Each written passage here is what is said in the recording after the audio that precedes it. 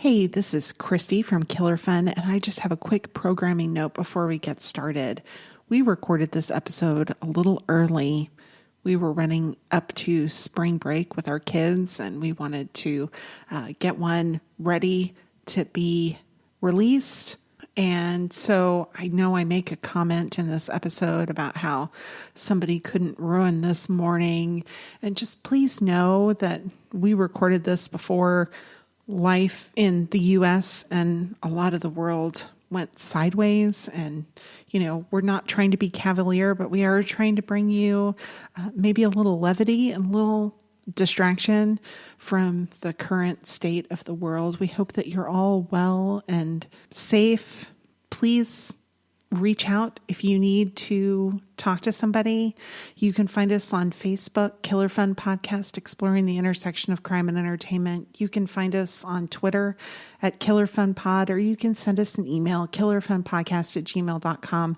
Let us know how you're doing. We hope that you're well and safe. And we know that this is a hard and uncertain time. And just know that we're going through that with you as well, and that we are wanting all the best for you. So with that, I'm going to leave you to the episode, and thanks for joining us.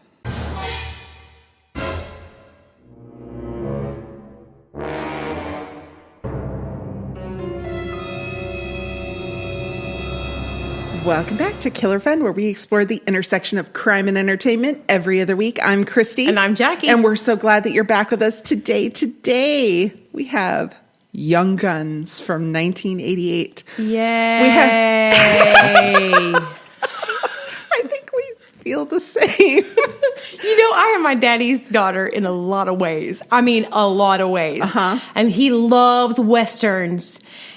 And in that particular respect, I ain't nothing like my daddy.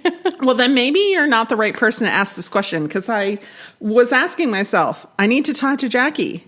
Do I not like this movie because I don't like Westerns? By and large, I would say it's not a rule. It's a rule, but there are exceptions. Maybe Correct. That's what I mean. Yeah, because, for instance, True Grit. Oh, it was amazing. Old one and new one. Yeah, they were both good. A couple of other movies would fall in that. I kind of enjoy watching them.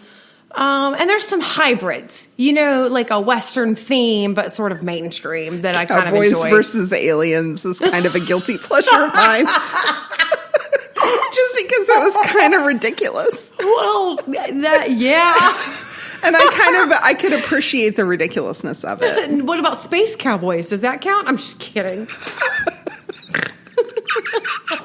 It's that kind of day. Yeah. No, I think that maybe you didn't like it because it's a Western. Okay. And I say that only because... Or is it bad? I don't know that it would be bad.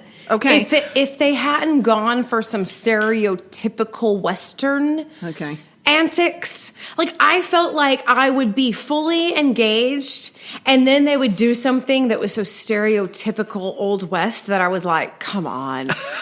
Okay. And so I don't know, because Emilio Estevez in this movie, phenomenal. He is legitimately insane. I absolutely love it. He was so antisocial the whole time. It's just like when I was watching Fight Club. I'm Yes. like, look at him. He's antisocial. Jackie taught me about that. Now I really understand what that means. Yes. I mean, he is. And the way he laughs. I mean, it's just...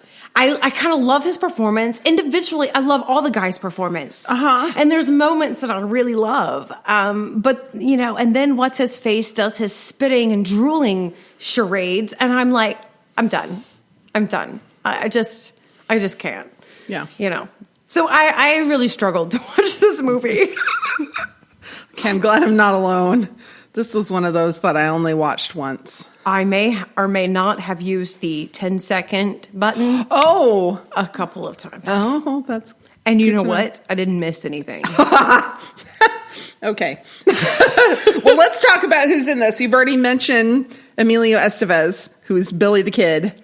He was in all the teen angsty movies from the 80s, The Outsiders, The Breakfast Club, St. Elmo's Fire. That was then, this is now. Then he went on to the 90s and did the whole Mighty Ducks franchise. Oh, yeah. Which they're bringing back on Disney Plus. Oh, interesting. They're doing like a series. And Emilio Estevez also wrote and directed a movie called The Public, which came out in 2018. He starred in it as well, and it did poorly, but I thought it looked kind of interesting. It was I haven't about seen that. A public library, and that they're trying to... It's something about homelessness and a public library, and they like make a stand. Original story? Yeah. I know. Kind of interesting. I will go. I will watch it. I will buy it. I will do anything to support Hollywood actually making original stories. Yeah. That's all right. Oh, my goodness. I got to go see that. It looked interesting. Talented dude. Then we have Kiefer Sutherland as Doc Scurlock. I mean, he was also in a zillion 80s movies. Stand By Me, The Lost Boys, Flatliners.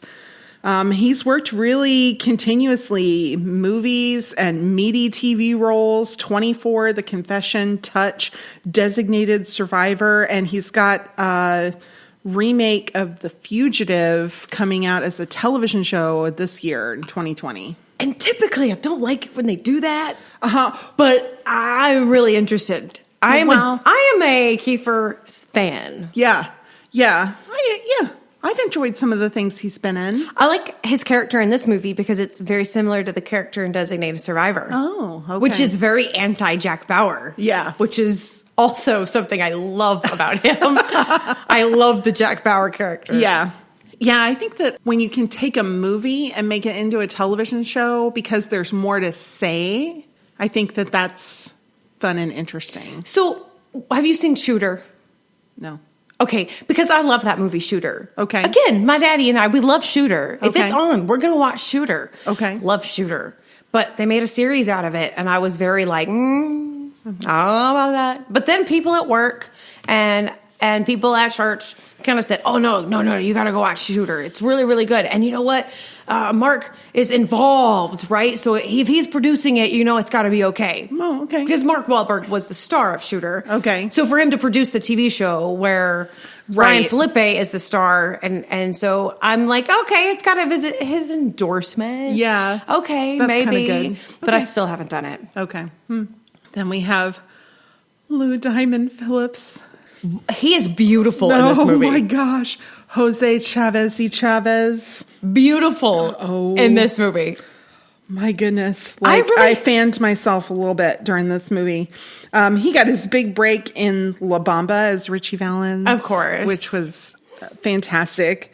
And he's done lots of movies, from like a drama like Courage Under Fire to comedies like Sequoia, and lots of TV. Bit parts in Law and Order, the lead in True Blood's Longmire, and he was in Stargate Universe. I mean, just a huge breadth of work. Yeah. I'm so glad that he didn't get stuck just in Westerns. Now, I know Blue Bloods and Longmire are both kind of... They have a touch of that feel. They're a little Western-y. They're Western adjacent. Kind of like we're true crime adjacent. They're Western adjacent. Yes, absolutely. Yeah. Absolutely. I have to tell you, though, that scene, it's all slow motion, and he's riding that horse and pulling two horses behind him. And I was like, is there anything more beautiful than that scene right there? That was the reason to watch this movie. I mean, truly. Yeah. Truly. Then we have Charlie Sheen as Dick Brewer. And, of course, he's been in lots of movies, from the serious, like Wall Street, to the absolutely ridiculous, like Hot Shots. Yeah. Lots of television. He had a fun bit spot on Friends as Phoebe's Navy boyfriend. He was in Spin City. 2.5 Men is probably his biggest. Everybody now knows him from that. Yeah. He's such an underrated actor. He's actually so talented, and I think sometimes people forget that. 2.5 Men, I could talk about that all day, about my opinion.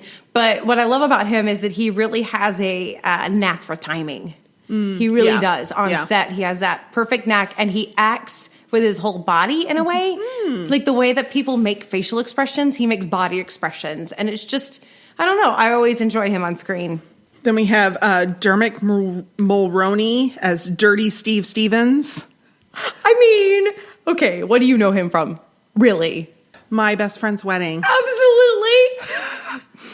I mean, that's probably the biggest thing that he's done. He's done a ton of work. He's worked really pretty consistently, but he's always that guy that you're like, oh, he's that guy from something else. I've seen him before. What else has he been in?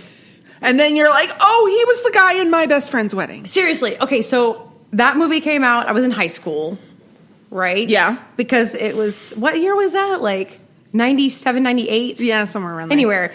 And so that was the first time I realized, older men are going to be attractive. Oh.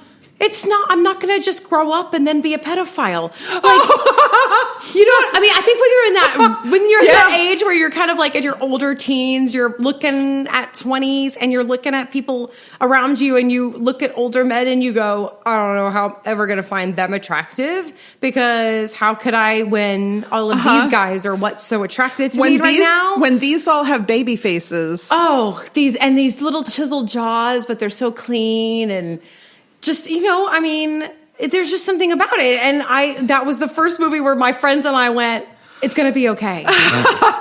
We're going to be okay. Because he was just so hot in that movie with his little gray hair. Yeah. Yep. Yeah. Yes. Yeah. So thank you, Dermot. Yes. For giving some young adults hope. Perfect. All right. Then we have Casey Siemasko. Siemasszko. Yeah, it's not an easy name to say. How did his agent not get him to change it? I know, right? I don't know. Anyway, he played Charlie Boudre? They called him Charlie. They called him Charlie, but yeah. Boudre. Thank you. I think Boudre. He was one of Biff's henchmen in Back to the Future. He was the one that had the glasses, the 3D glasses on all the time. I'm like, I bet he had a wicked case of the messed up eyes after filming those. Because, you wear them too long and like your rods and cones get all mixed up. Yeah. Yeah. And of course, he was in St. Elsewhere, in Stand By Me with Kiefer Sutherland, lots and lots of small parts, did a long stint on NYPD Blue.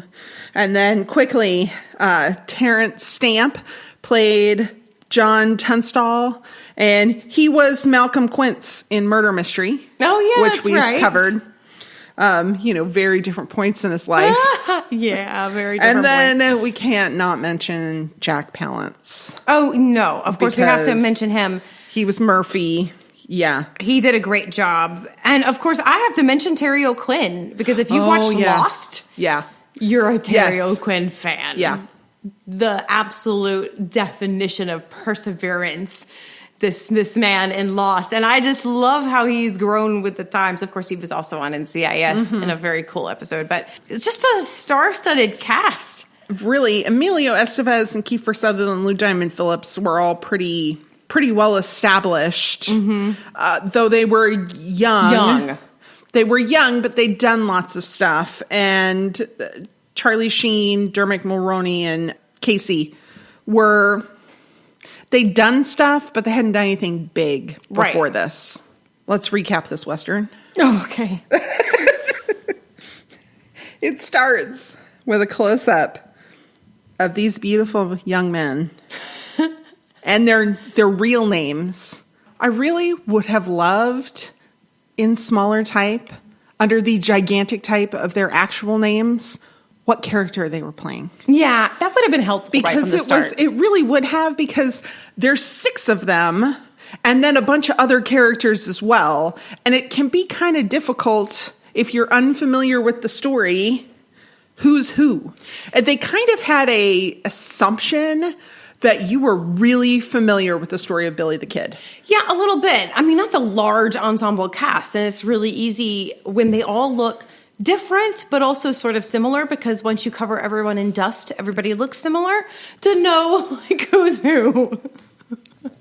After they all sneer sexily at the camera, they shoot at something, and the movie starts. It was the dorkiest beginning in the history of movies. It was dorky, but there was a little bit of me that, like, my 13-year-old heart really loved it. It's true. I'm like, really, you could just show them being sexy and lovely for 45 minutes, and I probably would have paid to see that. I feel like that must have also been the photo shoot for all of the centerfolds in the little Teen Bop magazines we would buy. Yeah. Teen Beat. Yes. Tiger Beat. Yes. I think Tiger Beat was the big one and Teen Beat was the knockoff. I think so. I think that's the way it worked. I don't remember, but I remember every one of them has some little, quote, poster in the middle. I feel like each one of their little screenshots that they did, their stills was absolutely the centerfold at some point. Collect the whole set. Uh-huh. You know? Yep.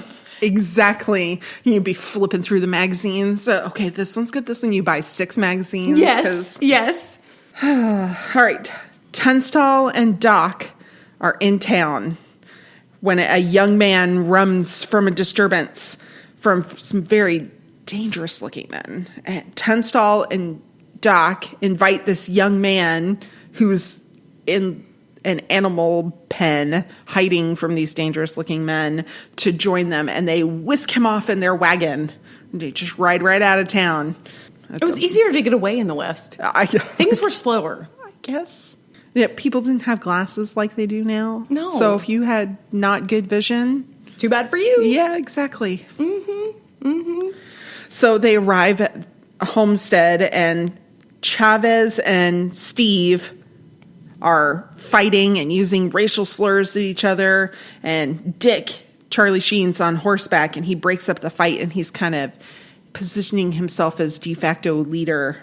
The men arrive in their wagon, and Tunstall corrects their grammar, first and foremost, and tells Billy that these are the abandoned dregs of the West, and if he'd like to stay, they'll put him up. If he wants to leave, there'll be a train in the morning. Yeah. There you go. Billy decides he's going to stay, and he gets the job of feeding a really aggressive pig. And the boys really show him his place. They're loyal to Tunstall. They're his gang. They're called the Regulators, and they keep livestock from getting stolen. At dinner, everybody's really hungry, but Tunstall insists on manners and punishes rude behavior. After we learn that Tunstall wants them to have other skills than working with livestock and, quote-unquote, being handy with the steel, he wants them to read and write. And surprisingly, Billy is already quite adept at reading. Very. Much better than any of the other. It's clear he's had some sort of education. Yeah. Yeah. He's had education, and he is maybe just a little smarter in general. Yep. Maybe because he's got this hustler attitude, a little deception. He knows how to hide who he really is. Mm-hmm. You get that fairly quickly after the dinner. Yes. So in the morning, a bunch of men on horses arrive, and Billy's in the pig pen, and he hides there so that he's not seen. These men on horseback accuse the boys of robbing a merchandise wagon repeatedly. And we learn that Tunstall and Murphy are bitter business rivals in both cattle and a mercantile. The sheriff's on Murphy's payroll, so he's got kind of an axe to grind, and everybody distrusts Tunstall because he's English. Yeah. Yeah. It's not that far removed from the Revolutionary War. And that's something you have to kind of remember about that. Right. And they do a good job on the dialogue of actually setting that scene a little bit, you know. Like, we already fought this war, you know, little things like that. But I love how Tunstall is just unabashedly English. Yeah. But also, like, I rode on a slow boat from England. I'm not going back. Right. Yeah, exactly. I'm not leaving. You are stuck with me. Yeah. So Jay McCloskey arrives and asks Tunstall for work. He'd previously worked for Murphy, and the gang is suspicious of him. So the group heads to a dance in town. And while they're there, Tunstall asks a lawyer, McSween, for help with the Murphy situation, is what they call it. McSween says that Murphy already has beaten them to a bribe for the governor. They've already bribed the governor, so they can't really expect help from the actual law. Doc spots a really unusual and pretty girl. Her name's Yen's Sun, and she's the ward of Murphy. Quote, ward. Yeah. To use an English term. Just pointing that out. Yeah. Well, I think she calls him her... well, she calls him the benefactor at one point. Oh, that's what it is. Yeah. But it was basically Terry O'Quinn's character who told Doc that, she was the ward. Right. Right. Which is an English term. I think it was the lawyer. Yeah, McSween. That's McSween. That's Terry O'Quinn. Oh, yes. Mm-hmm. You're right. Yeah. Sorry.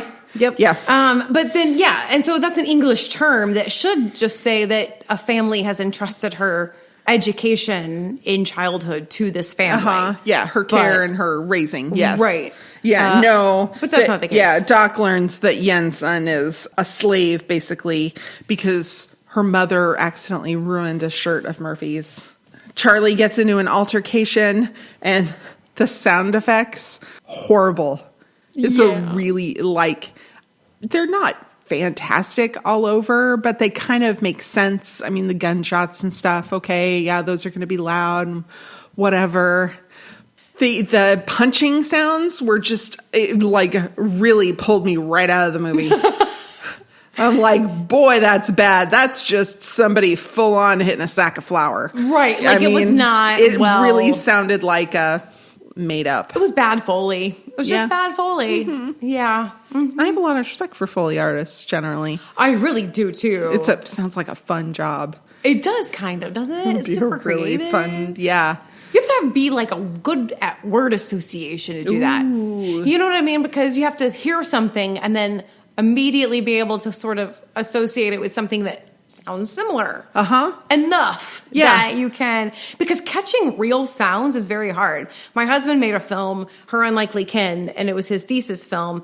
And it's a short film. And there was one scene, because I was a producer on the film, executive producer and line producer. But because my background in music and stuff like that, I worked a little bit with a sound designer and editor. And so there was one scene where we had actually captured the sound of the car door or truck door slamming. And it drove me batty because I just wanted to dub it in a situation where I could control it because I couldn't get the actual sound to sound right. There was something odd about it. And we worked so hard, and it's much better now, but every time we watch it, I'm like, it's still not quite right. Not right. But we really did get it pretty close. But cool. So there's a lot of work in that Foley sound stuff. Yep. So then we learned that it's a New Year's Eve party that they're at. And at midnight, everyone shoots their guns in the air in celebration. At dawn, they're headed home. The gang joyfully heads off to hunt pheasants that they've seen on their way home. Boys will be boys. The boys will be... Oh, there's little that I hate more than that saying. Yeah. Even in that context where it was actually somewhat on target, I was still like, ugh. Yeah, exactly. I'm like, no. They leave Tunstall behind because he's in his wagon, can't really go and hunt with them. Plus, he's kind of an older gentleman, and Murphy's men ride up behind Tunstall and shoot him and his horse dead. The lawyer, McSween, asks the justice of the peace to serve warrants and deputize the gang, the regulators, to bring the murderers to justice. They're having a solemn burial of Tunstall, evidently in the middle of town.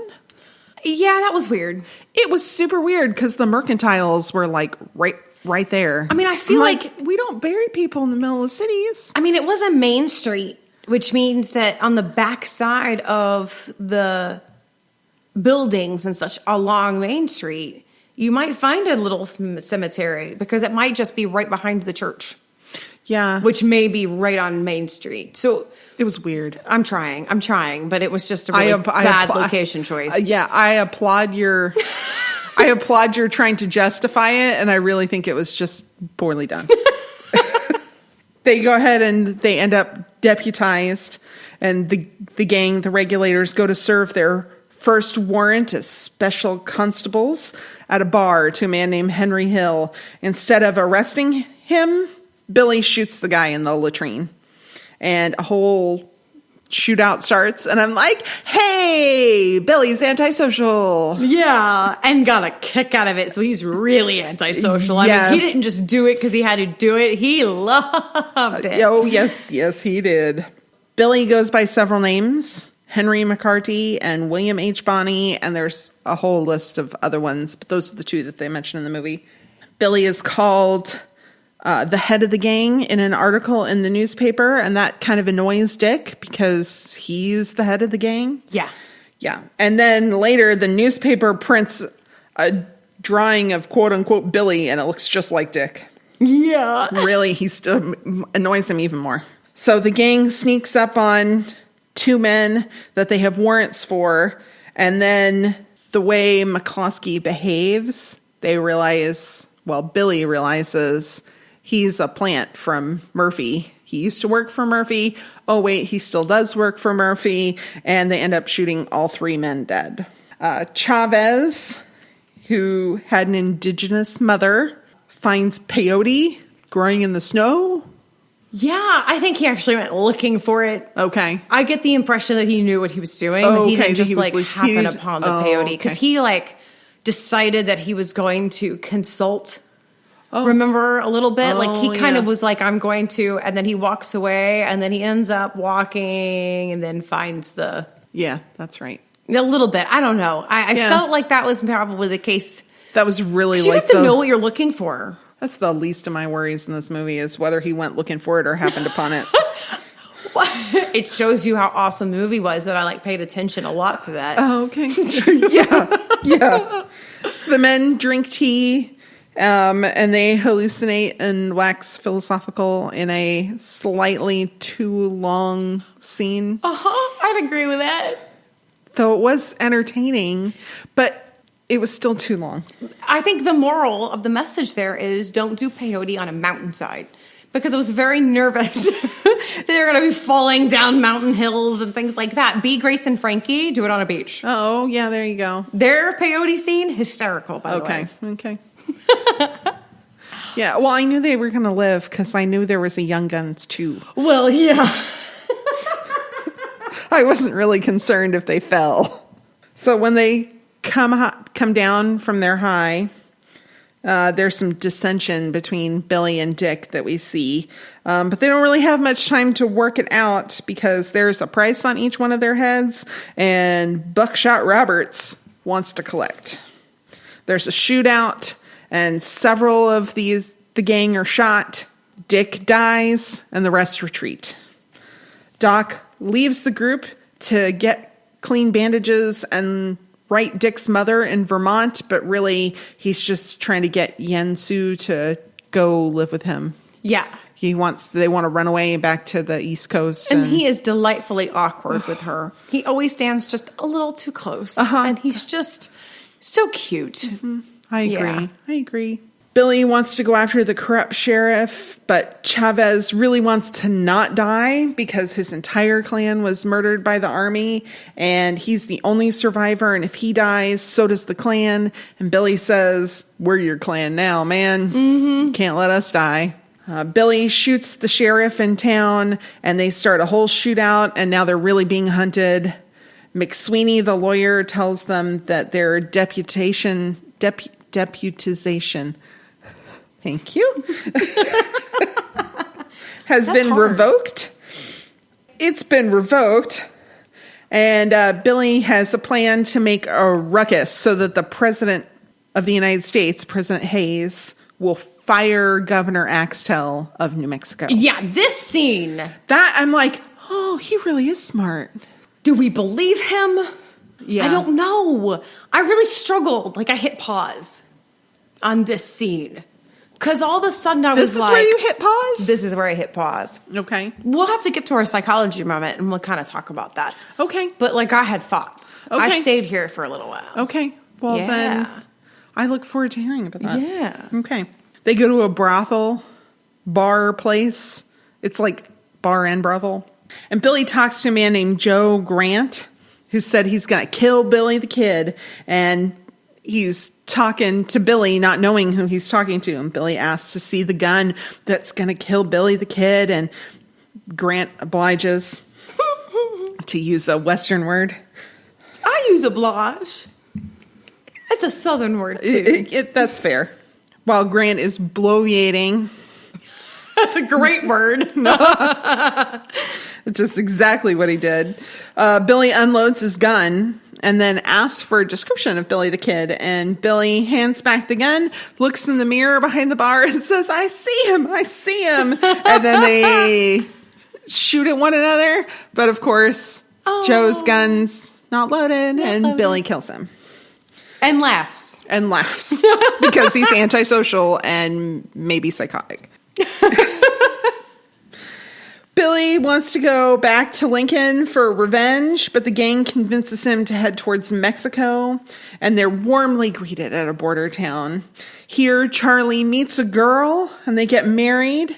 During the wedding, Pat Garrett, he is the officer of the law that would eventually kill Billy the Kid, arrives to tell the gang that Murphy is going to kill the lawyer McSween. I always want to say McSweeney. I know, because it's like McSween or Sweeney Todd. Yeah, you know? Yeah. He's going to kill McSween and his wife, and everyone, including newlywed Charlie, return to go help him. The gang tries to get the lawyer and his wife to go with them to Old Mexico, and McSween confesses that he's sick and doesn't want to go. Murphy's men, the army, and more law enforcement trap the gang and McSweeney in the house. McSween! Dang it! McSween in the house. There's a tent shootout. McSween declines picking up a gun because it'll negate his life insurance policy. This line was so funny because he's so still very articulate in the middle of all of this. And he says, participating in an active shootout would negate my life insurance. I just can't do that. What? It's very funny. Yeah. Yen's son, I don't know why Murphy brought her, but he did, and she makes a run for the house and joins Doc because she loves him too. Yeah, okay. Yeah, exactly. They needed a love story in here somewhere. They needed something of a whatever. Yeah. So there's more shooting, and then the house is set on fire, and Charlie regrets leaving his new wife. McSween sends his wife out to surrender, and during the distraction, Chavez sneaks out to get horses so that they can flee, and they toss Billy out of a window in a trunk from the second floor to get him in a good shooting position. This is the final stand. I know, it's like suspend your disbelief. Yes, just for this final span. Just, there's a certain amount of ridiculousness that is inherent in Westerns. Yeah, in Westerns. Yeah. In all of these outlaw stories. Charlie and Steve die fighting. Doc and Yen's son escape, and they head east with her mother and 14 brothers and sisters. Chavez moved to California, changed his name, and got work on a fruit ranch. Susan McSween went on to become a prominent cattlewoman. Governor Axtell was forced to resign by President Hayes, so Billy got his way. And Billy was injured but escaped after killing Murphy. Yes.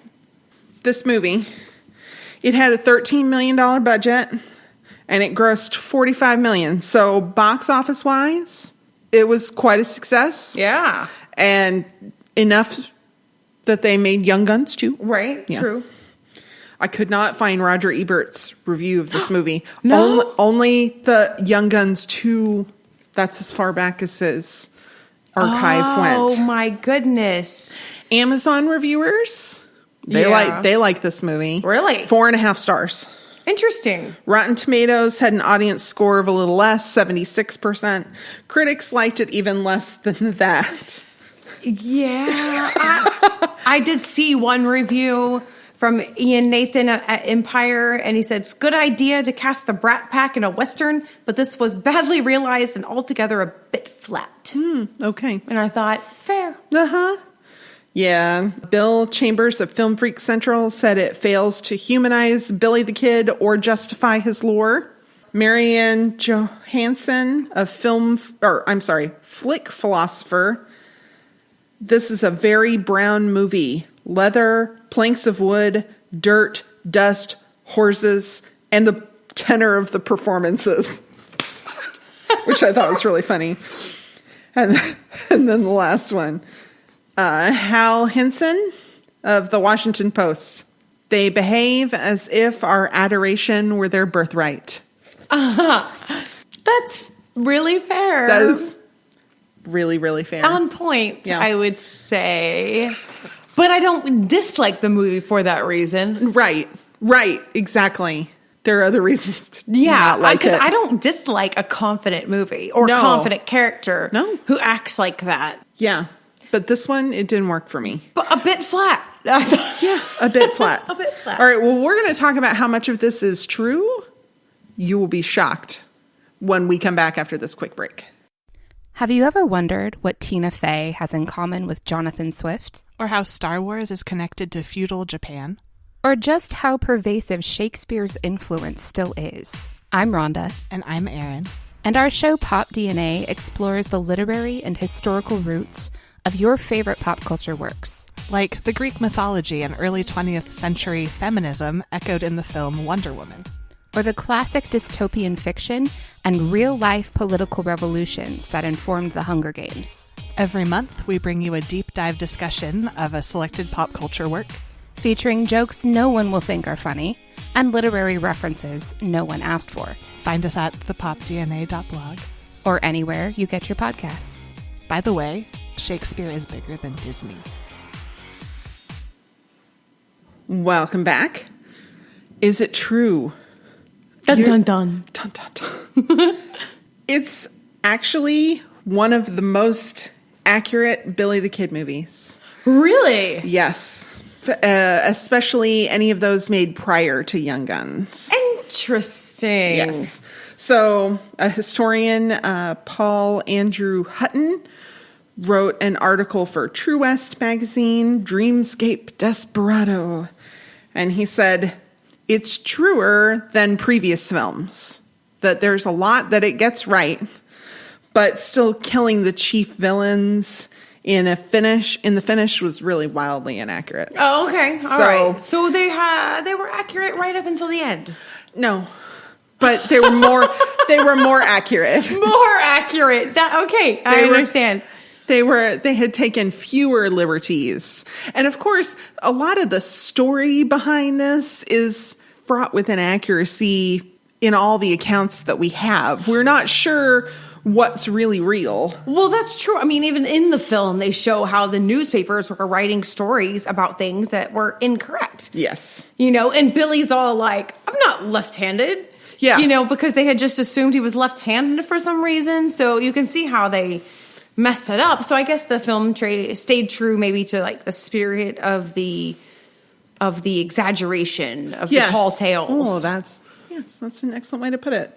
But, still really not all that accurate. Alex von Tunzelman wrote an article for The Guardian, Young Guns Go for Fun, Not Historical Accuracy. And Jackie has also looked at that exact same article. Mm-hmm. It's not completely inaccurate, just exaggerated. Tunstall did have a gang of cowhands, though it's not clear that he was their Dumbledore. In real life, there's no particular reason to think that Tunstall was a more morally virtuous figure than Murphy. They were just two parties in a business war. The Regulators were deputized, but the film is really black and white about who's good and who's bad, and it wasn't really that way. It was much more gray. You know what? In that time period of when this movie was made, really until recent times, I think, honestly, until the last decade, 15 years, we didn't tell stories that weren't divided by white hats and black hats. Right. We just didn't. It was very... Well, I think that's a very cultural thing in the past 30, 40 years. Yeah. There's been a real move towards distinct right and distinct wrong and no gray areas in between. Right. And so then you start to see some movies, some films break through, but it's always with controversy. Yeah. Really until Game of Thrones. Yeah. Game of Thrones hit, and that's super recent. Yeah. But I think that was the first piece of art that came out that people started to say how interesting it was that no character was good or bad. And that's just a hail to George R.R. Martin's writing, Yeah. that he was actually able to create characters that were so comprehensive, which other writers had not really so much accomplished. Mm-hmm. So John Tunstall, they showed him as dying the morning after the New Year's Eve party. He did not die on New Year's Day, 1878. He died on February 18th of 1878. So they took a little liberties there. And most historians believe that Tunstall had probably surrendered, and he was reported as shot through the breast with a rifle and shot in the back of the head with a revolver. And it seems like the posse who surprised him and murdered him faked a crime scene and shot his gun and put it near his body, trying to say he fought back. But the way he was shot, really probably not at all. So sad. Yeah, it is sad. Billy the Kid did work for Tunstall and was indeed a regulator. The Regulators were a real thing. I'm looking at his photo. Yeah, that's only like one of two known photos of Billy the Kid. Emilio Estevez was a good choice. Yeah, he was. And did you see they had a part where he had his picture taken and it looked just like that photo? Yeah. Uh-huh. Yeah. It's kind of funny because what is so intriguing about him is that he's a little short, a little small, a little scrawny. Very young looking, not an imposing figure. Right. He has that particular charm. Probably why he was so lethal. Right. Absolutely. Shoot, he stood there in that bar having a conversation and literally laughed at the guy. But because he looked so, I don't know, unhinged, it didn't quite compute that this guy was calculating how to address this issue. It was just crazy. Yeah. I don't know. I loved it. Yeah. Doc Scurlock. Yeah, he didn't marry a woman whose family was Chinese immigrants. He'd been married for 2 years at the time of the events already. Yep. And he was also not nearly as cute as Kiefer Sutherland, and let me tell you why. Doc went to Mexico in 1870, and while he was there, he and another man had an argument over a card game, and they drew their pistols. The other man shot first, and the bullet went through Doc's mouth, knocking out his front teeth and coming out the back of his neck without causing serious injury. Fight Club, Fight Club, Fight Club. He had a Fight Club moment. Through the mouth. Yep. It's not easy to actually hit the spine in the back of the neck. Evidently not. Sorry, apparently that is so funny. Wow. Yeah. So he would kind of look like Edward Norton at the end of Fight Club. Yeah. Edward Norton was still cute, though. Yeah, that's true. That's true. So there were more than just like 7 or so regulators. Really? Yeah. They were a group of like 50 to 60 men at the time of the Battle of Lincoln, which was what happened in the House. What we saw at the end, the big final battle, was called the Battle of Lincoln. And yeah, there were like a lot of them. Oh. Yeah. How about that? Yeah. But, we already had trouble keeping track of like the 6 pretty guys and all the tertiary characters. True. So they couldn't add like 3-4 dozen more men in there. The governor in New Mexico was indeed Governor Axtell, but he was not fired directly by President Hayes. He was probably bribed by the Murphy clan, though they were the Murphy-Dolan clan, and he had some business interspersings with them, so he probably was not all on the up and up, but it was actually the Secretary of Interior who investigated Axtell's activities and found them to be corrupt. Gotcha. So there was a measure of corruption. Billy the Kid did kill his would-be assassin, Joe Grant. I was hoping that part be true. It's mostly true. That part is true. Oh, no. Well, they had that as happening in 1878 when all of the events of this movie happened. Mm-hmm. That actually didn't happen until 1880. Oh. Yeah. And he did ask to look at the gun and admire his revolver and took out a bullet so that he could kill the man. That is funny. Yeah. So there you go. Accuracies. Chinese immigrants. They were a thing over there on the West Coast in the California area. Not so much in New Mexico. And they came over for gold rush and ended up working on the railroads. Helped build, the Transcontinental Railroad. Uh-huh. But there were very few women immigrants. Ah. It would have been extremely unlikely that a woman and her 14 children would have come over to the United States and would have gone beyond California if they had. It was unlikely. They would end up all the way out in New Mexico. With a dry cleaner. That was a little bit of the 1980s cultural perception sneaking in, right? Yeah, right? I think it really was. In fact, in 1890, less than 5% of the Chinese population in the United States was female. Wow. So, yeah, that would have been super rare. I was actually surprised to hear the word dry cleaning. So I was thinking, really? I thought they just said laundry, but... Oh, maybe they did. Maybe I read into it. Maybe... Ooh, we're seeing a little of your own.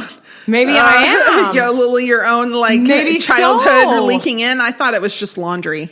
Because he said over a shirt. I thought it was just laundry. But maybe it was just laundry. Yeah, it's all right. But I can't separate taking your laundry somewhere to be cleaned from dry cleaning. Right. Because if you're going to go do your laundry outside of your house, you go to a laundromat. Yeah, right. But they do often have services, I suppose. But I guess in my mind, it's like if you take your laundry to be done, it's a dry cleaner. Oh, yeah. Right? I think so. Yeah. Because otherwise you do your own while you're there. You know what I mean? Or we have washers and dryers in our house. Or so we have a it makes washer. sense that back in the Old West when you have to beat it on a rock or rub it on a washboard. Right. Yeah, that you would have somebody else do it. That you might have somebody else do it. A mercantile owner, that's not a good use of your time. I suppose so. Yeah. I suppose so. Yeah. Extremely unlikely. And also, I have to point out that they put her in geisha-type makeup, which is Japanese. Well, thank you. I was really confused about that, too, because I was like, she's Japanese. Oh, wow, that's interesting. And then they said she was Chinese, and I was like, what? And I don't know if that was supposed to be a commentary on the fact that she was kind of a slave. And so they equated one Asian country with another and wanted her to look that way because it was fetishized. Or maybe Murphy made her look that way. Yeah, that's what I mean. Like he was having her play that role. Yes, that's an excellent way of putting it. That's maybe very true. All right. Then Chavez told of the massacre of his clan. And while that is based on true events, that's entirely fictional. I went looking to see if there was 207 of his clan members were killed in a raid by the army, and I couldn't find anything. I couldn't find any listing of stuff that happened in New Mexico. Lots in Arizona and surrounding areas. Lots all over the country, dating back as early as 1325, and going much further into modern history than any of us would like, but nothing in particular in the 1870s. So maybe they just generalized the story. I think so, which I kind of thought was interesting that they would touch on that bit of cultural narrative because it's a pretty ugly part of the U.S. past. It really kind of is. I think it was kind of interesting to pull that in and be like, give people a chance to hear about it and hear that happened and to know that this was one of the more accurate portrayals of Billy the Kid and therefore some of the other things in it are probably fairly accurate. It's like they took a summary of truths, and then just create a story to represent them. Because even in the film, you see that they're fighting and calling him a Mexican, and he's irritated because he's not right. But he is. He's a Mexican indigenous. So he's a native Mexican. Mm-hmm. Yeah. You know what I mean? Right. He's of those tribes. Right. Do we hear? Is he Navajo? He in the movie. He's Navajo. Navajo and Mexican. In real life, he was Spanish and a different Native American. Different tribe. Different indigenous. They kind tribe. of allowed the story to be generalizable and told that story about that. And living in Texas, of course, that means a lot because our history with Mexico is definitely more of a thing than most of the country would sort of realize. Right. I think. Well, I mean, there's a reason why they called it Six Flags, because there's been Six Flags flying over Texas in relatively recent history. Yeah. And I mean, that's the same in other places too. We had Six Flags over Georgia, and we had Six Flags, but the history was different. I mean, it wasn't, but it's a very involved history. Yeah. And it was interesting to see him kind of represent that. I think Lou Diamond Phillips did a really good job of that. So I have a couple things to talk about in our psychology break, and I also want to hear your thoughts on Billy the Kid. So I'm going to go through my stuff and then turn it over to you. Shoot, I'm excited. Okay, so really what I thought of it, I was trying to think about, we talked a lot about antisocial stuff lately. I wanted to talk about revenge. Because really that's what all of this is. Yeah, how easily we conflate the ideas of justice and revenge. Yes.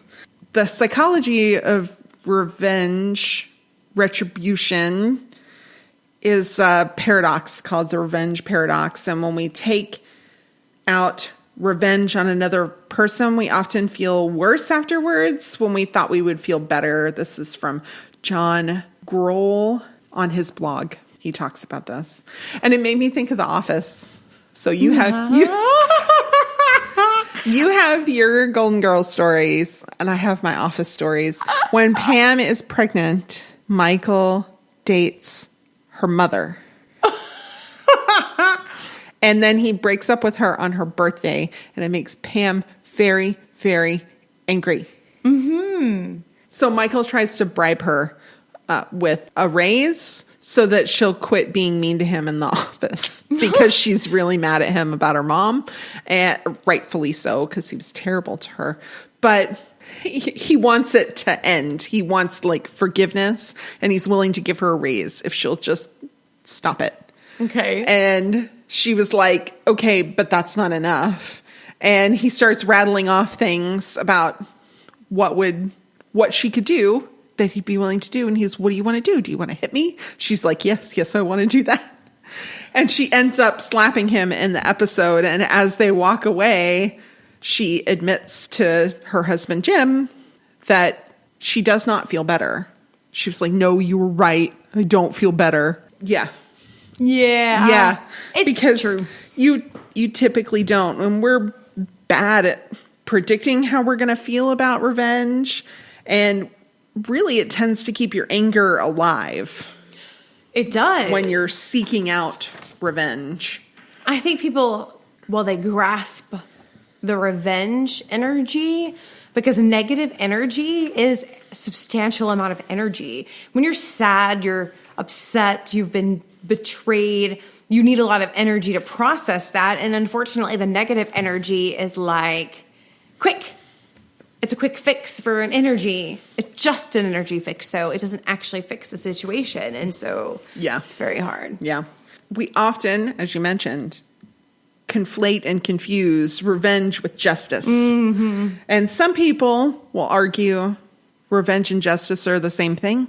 I kind of disagree. And Psychology Today had an article by Leon Seltzer about what the differences are. Revenge is predominantly emotional. Justice is primarily rational.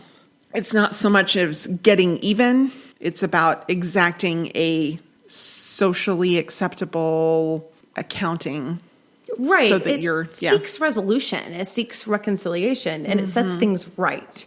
Right. Without being overly punitive.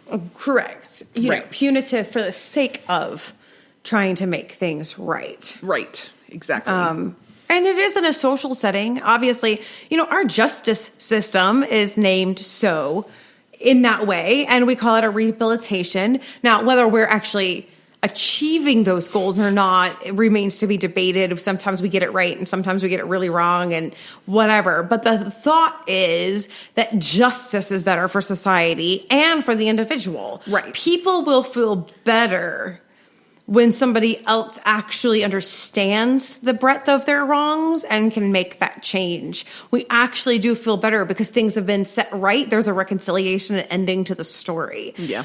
You know, there's no ending to the story if you just smack them back. Right. You know what I mean? Yep. All right. The second is revenge is by nature personal and justice is impartial, and with a social and legal aspect to it. I agree and I disagree. Oh, okay.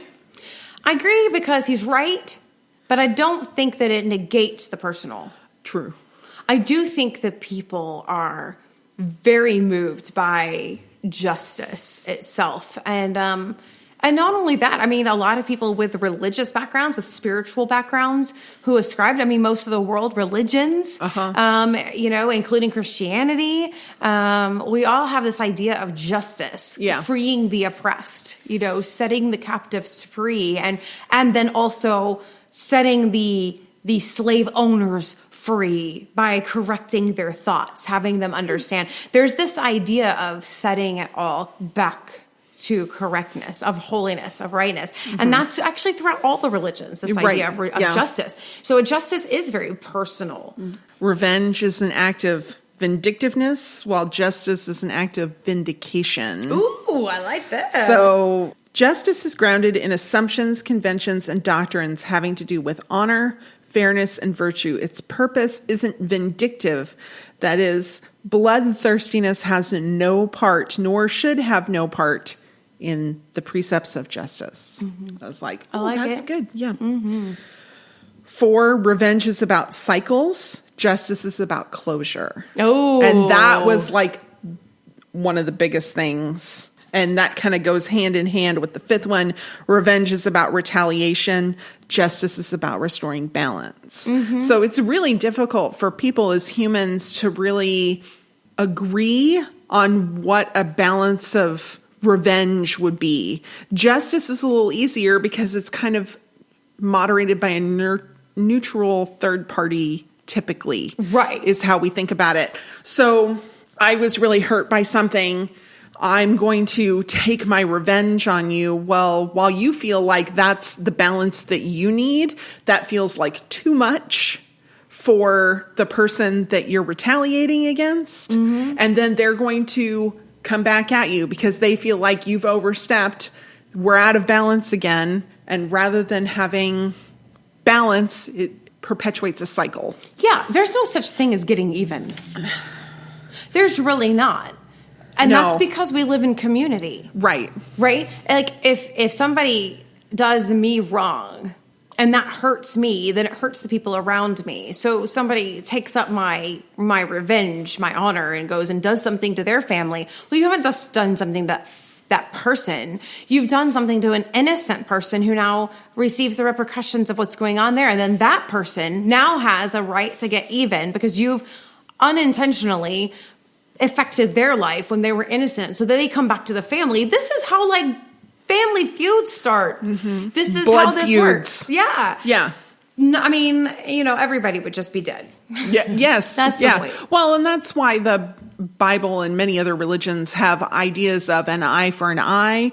You know, you hear that, you say, oh, an eye for an eye makes the whole world blind. Yes. But at that time, they were trying to stop these kind of ruminating blood feuds that just continued and didn't stop.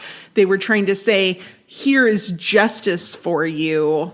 If, you know, somebody loses an eye, they lose an eye and you're square. Right. Like that, ironically, it actually sets boundaries on justice, which is then later on when the new ideas came forth about, okay, but turn the other cheek. Like Jesus in the Christian Bible says, turn the other cheek. And, he wasn't saying be passive doormat.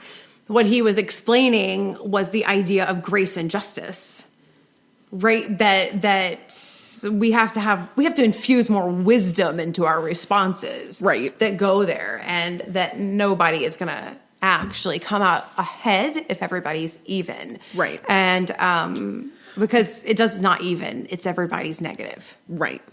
All right. So tell us your thoughts about Billy the Kid. Okay, this is the scene. I totally paused on this scene because I was like, I don't know that I believe him. That he wanted to get the attention of the president. Right. He knew by, inciting violence and being crazy that he was going to get the attention of the president on him. And I thought, I don't think so. I think he's using this as a manipulative moment to explain his actions. And maybe he even thought about it before. Right. But it's not the driver of his behavior. He's not doing bad things for the right reasons. He's just found the right reasons to try to justify his bad things. Oh. I think there's a difference. I think you're right. I think that you're right, too. You can do the right thing for the wrong reasons and the wrong thing for the right reasons. Yeah. And, it's a balance. And I think he was doing maybe a version of a right thing. Kind of.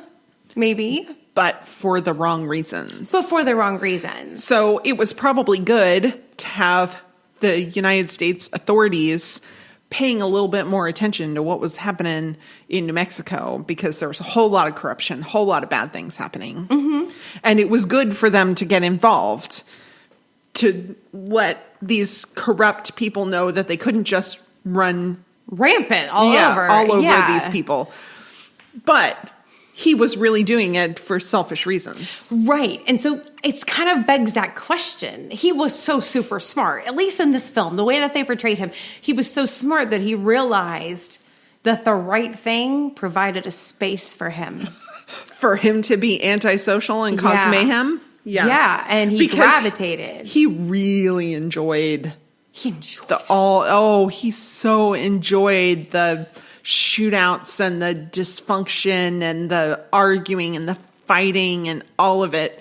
And this movie, he loved it, thrived on it. He did. He thrived on it. I do think that they showed how he sort of did crave a bit of companionship, a little bit of a pal. Yeah. You know what I'm saying? Like, I think he did like that. I think he probably, based on this film, had a genuine desire to take revenge for Tunstall, because a person like that may be antisocial, but they're not totally ungrateful. Like, they can see that the sacrifice that Tunstall made for others and would have made for him if he had so needed such an education, which he didn't. But the guy was being so nice to him and rescued him. And I think there was something genuine in there. But it does beg this question of, what do we do with these people who are so stinking smart that they realize what has to be done and then find their own selfish space in it? And can we square with that? Yeah. Because this is politicians, y'all. Politicians often will see what has to be done. It's right. Then they're excited because in order to achieve that, there's a space for their selfish ambition, and they're not oblivious to it. Right. And it kind of drives us crazy because we want them to be more altruistic than they are. Are we willing to accept somebody who is just wise and maybe just admittedly not so altruistic if it's the right thing? And is that the same thing as justifying the means for the end? And oh my gosh, I'm just bringing all of the biggies. There's just all the biggies. Yeah. So this is why I paused. Because I went through a rabbit trail. Yeah. Because you were like, I can't pay attention to this until I think through it a little bit. Yeah. I think those are big questions. They are big like, questions. Where does the pendulum swing? Where's the line drawn? How many cliches can I come up with for this situation? Yeah. I think we all have a personal conviction about where somebody moves from being generally less altruistic than we want to, but still right-hearted and going to achieve the right thing. Right. And then where we move to somebody who is just because you are driven by the wrong things, you are justifying the means for the end, and I'm not okay with that. Right. Where does that move? I don't know. I don't know. Like, I think that's the big question of like every politician, right? Right. You look at them and you're like, okay, well, they might benefit from XYZ, but they're doing XYZ and it has a greater benefit than just to themselves. And am I okay with that? And I think that's really and that's why the hardest choice you have to make. Yes, because See, my and pause I totally was, missed it. What really driving him? You're trying to make me like this movie. It wasn't easy to do. I don't know if you've succeeded, but I can see you trying. I mean, what drove Billy the Kid? Was it really that he was antisocial and then found a way to use that in society a bit so that he can, reconcile his own conscience? Or was he actually just trying to do better things but just couldn't quite get himself to a place of better character? I don't know. I think within this movie, it was the former. That he was really justifying his dark desires with something that was a pro-society benefit. Yeah, so I personally have a pet peeve with ends justify the means. Yeah, I don't because like it. I feel like if your ends are so virtuous, then there's no way you're going to reach there if your character isn't virtuous. You can have your character, and you can be all talking about virtues, and you can have a wonderful passion. But if you spend all your time talking about virtues and your passion, and you fail to develop a virtuous character, I don't think you're actually going to reach your ends. But there's a muddy ground there between those people who are just like human and less altruistic than we want them to be, who recognize that they get to kind of spin their web and they get to kind of do all of this stuff, but they also do really have a heart for the real ends and they wouldn't cross certain lines. Billy the Kid crossed lines. He killed people a lot. In the movie. Who knows in real life? Who knows? I mean, it could have been a very similar situation. Undoubtedly, historically, Billy the Kid killed a bunch of people. Right, that's the historical record. But who knows why? Who knows if he wasn't doing it in defense? He may have been doing it in defense. He may have been doing it in defense of himself or others. I mean, he could have been creating situations where he had to defend himself because he's incited somebody so horribly because of his antisocial behavior that now he gets to call it defense. That's called gaslighting. Right. Well, or perhaps he was himself pushed into situations by others where he was forced to behave that way. And maybe he wasn't really antisocial. He just was a justice seeker who always ended up on the rampage. Or ended up in the middle because of whom he associated with, ended up in the middle of situations where other people were pulling out guns. The idea that the story that he killed Joe Grant because he was being hunted by that man but played with him first kind of makes me think that this movie is maybe not completely off the mark. Yeah, that's what my thought was. Yeah. I feel like he's an antisocial character who has no bounds of virtuous character, but also sort of sees how he can manipulate a good end to allow himself to continue. Because, all right, so Doc has this quote when he's sitting down like in the water after a little gunfight and he goes, "I'm not liking him much." And I thought, that's the movie right there. Yep. Quote of the movie. I'm not liking him much. And he says it so like revelatory, like, "Oh, I'm not liking him much." And I'm thinking, is this the first time you've thought this? Because if I were you, band of regulators, I'd have been like, you are chaos. Absolute antisocial. You're a cancer to this group. Right. Go away. Yeah.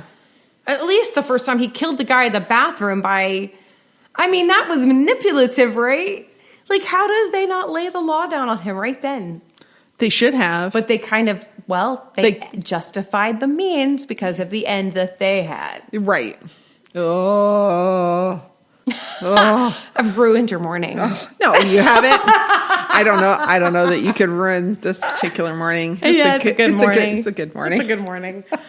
All right. Real life. Real life. So, it's always kind of challenging when you have so much that's actually at least borderline factually correct. Yeah. On New Year's Eve, the cowboy party all shot up into the air at midnight. Yeah. Yeah, maybe don't do that. Maybe not. Because there are physics behind why firing a gun into the air can kill someone. This is an article by Forbes talking about, it's a couple years old. So, but I think the physics Probably haven't changed. Yeah, they stand the test of time, I would say. A bullet, the way it's shaped, the reason it's damaging is because it breaks the skin. Right. So, like, once it breaks the skin, it can cause a lot of damage inside you. So, if it wasn't going fast enough to break the skin, so, like, if I took a bullet and, like, lobbed it at you with my hand. Right. I'm not going to break the skin. You're not going to be hurt by it. But when you shoot it from a gun, it's going much faster. And that's what causes the real issue. And so when you fire a bullet straight with no wind, it can reach a height straight up of about 10,000 feet, which is, wow. Yeah, really, really high. When it comes back down, it's going just 10% of the speed as when you fired it up, and only with about 1% of the energy. So it's much less dangerous. Yeah. But if it actually hits you, it hits you on the top of the head, as long as it can break the skin, it can harm you. Oh, wow. So 150 miles an hour, which is about how fast it's going when it comes back down. That's the average terminal velocity of a average size bullet. Mm-hmm. It's still enough to cause a problem. It's still enough to really, really harm you. So don't shoot the guns into the air. Yeah, don't do that. It's really, like, it's not. And if you don't shoot it straight up, you know, if you shoot it at even a slight angle, it's going somewhere else. I mean, it can come down miles away from where you are, and you don't know who you're going to hit. You don't, I mean... Just don't do it. Just don't do it. It's really a poor choice. I talk to my kids all the time about making good choices. Shooting a gun straight up in the air is not a good choice. Not a good choice. You know, I mean... All right. And when should you use the words avenge and revenge? Ooh, yeah, that's a good one. So, avenge is always a verb.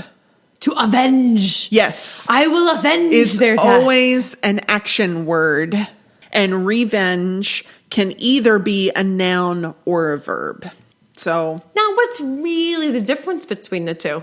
They're the same thing. I think they're the same thing. Avenge is to take revenge on someone, right? Yes. I mean, I know we use the word avenge more like it's justice, as if for some reason the avenging of the death sets things right. Yes. But when that plays out, it looks a lot like revenge. I think it really kind of is revenge. Like, yeah. Yes. I mean, the Avengers are justice seekers. See, this is what I'm telling you. Yeah. But really, they're kind of revenge seekers. Yeah. That makes sense. So I try to avoid Avengers movies as much as possible. Definitely. Because I don't really care for the superhero movies. If it's not got Batman or Spider-Man in it, I really don't want to see it. And even those, it's got to be kind of a special one. Really, the only ones I like are Iron Man. Oh, okay. I like Iron Man. Oh, okay. But he's also kind of nerdy. Uh-huh. And so I really appreciate that. And it's Robert Downey Jr. So it has two things going for it. Okay. But yeah, I don't really like superhero movies a lot at all. I like Lego Batman. Okay, now that was hysterical. Yeah. That was really funny. The Lego movie, would you like Batman. some lobster thermidor? The whole movie was so funny. It was so funny. Not a superhero movie, though. No. Into the Spider-Verse was an animated movie about Spider-Man, and it was fantastic. Really? It was really, really good. Really interesting animation style for the main movie, and then it blended different animation styles. Oh, interesting. Which was really cool. It had a fun soundtrack and a really original, good story, and it wasn't overly superhero-y. Oh. So... if you're looking for a Maybe superhero movie that's not so superhero-y, We loved Into the Spider-Verse. My problem is that I'm not opposed to superhero powers. No. I'm opposed to the way that they've done these stories. I dislike, first of all, I really dislike that there's 800 different versions of the story, and I can't keep them all straight. I'm like, pick one. Just pick one. And then they really develop these characters in ways I don't like. Well, that's fine. So I mean, if you love superhero movies, good for you. We're so happy for you. Yes, we are. We're so glad that you and like 90% of Americans love these shows. I don't need to watch 22 hours of other movies to be able to understand Endgame. Yeah, and I'm with you on that. Yeah. I didn't see Endgame. Me either. Your family saw it, right? My family saw it. They started from the beginning. From the beginning. They watched all the movies leading up. And they did. They enjoyed it. And I'm happy for them. Yeah. I just... what? Yeah. Not for me. Yeah, me either.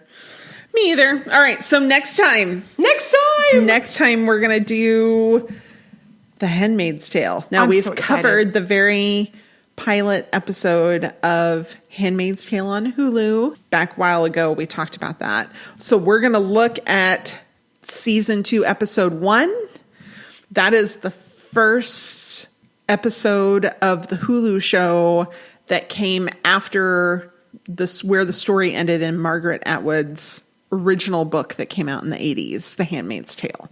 So that was the one. I kind of had an idea of what was going to happen through the entire first season of The Handmaid's Tale, and I had no idea what was coming next in season 2. So we're gonna do that, and then at some point in the nearish future, we're gonna do the first episode of season 3 in preparation for season 4 that will come out, but we don't have a release date for that yet. So once we know a release date for season 4, we'll cover the first episode of season 3 so that we can kind of prepare for that. So we're going to have a little series, though it won't be consecutive episodes. Right. We're not going to cover all the episodes. Right. And we're not going to cover all the episodes, and we're not going to cover 2 and 3, the pilot episodes of 2 and season 2 and season 3 in a row.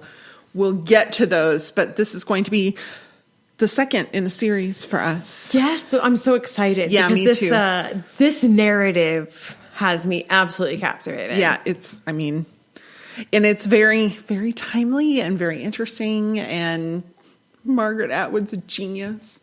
She really is. Say that. She's a genius. And I don't love all of her books. There are some that I've read and could appreciate how well written they were, but I didn't really like the story that much. But The Handmaid's Tale has been a favorite of mine since I read it in high school. So, I still haven't read it. Oh my gosh. It's so good. I've read a lot of dystopias. I read a lot of books, but I just didn't read this one. And so this has been very eye-opening because as far as dystopias are concerned, 1984 is a big one, but like Brave New World, Player Piano, like these were things that were very instrumental to me. And even in my young adulthood, and looking at Atwood's story here, it's hitting me in a way. And obviously it's about women, so it obviously is going to hit me a little bit more personally than a generalized humanity story. Right. In some ways, anyways. And yet there's something else that hits me sort of particularly. Yeah. So we'll have to get into that. We'll get into all that. So did you love Young Guns? Yeah, didn't you? If you loved Young Guns, if you saw it when it was in the movie theater and just adored it, or you saw it later and just adored it, or you're a huge fan of Westerns, or we got something wrong in our assessment, we absolutely want to hear about it. We want to hear from you, dear listener. Yes, you. You can find us on Facebook, Killer Fun Podcast, exploring the intersection of crime and entertainment. You can find us on Twitter at Killer Fun Pod, or you can send us an email, killerfunpodcast@gmail.com. We would absolutely love to hear from you. And we know that we don't come on the radio, that you make a choice when you listen to us. And we so appreciate that. Rate, review, subscribe, please subscribe, and tell a friend, because it's way more fun when you can talk about it with a friend. Yes, let's keep the discussion going online, and we will see you the next time. Bum, bum, bum. Da, da, da. I'm Christy. And this is Josh. And we are the Mountains and the Sea. It's a podcast about Prince and his vast musical output. We look at each and every Prince album. And ancillary material like fashion, videos, related artists, B-sides, remixes, outtakes. We choose a high, the mountain, a low, the sea, and a time capsule. Yeah, those are her dumb rules, not mine. Josh is a Prince superfan and has been since long before I met him. That's right, and I pulled Christy over to the purple side with my wit and my charm. The music helped. Join us every other week, anywhere you get your podcasts, and happy purple listening, friends.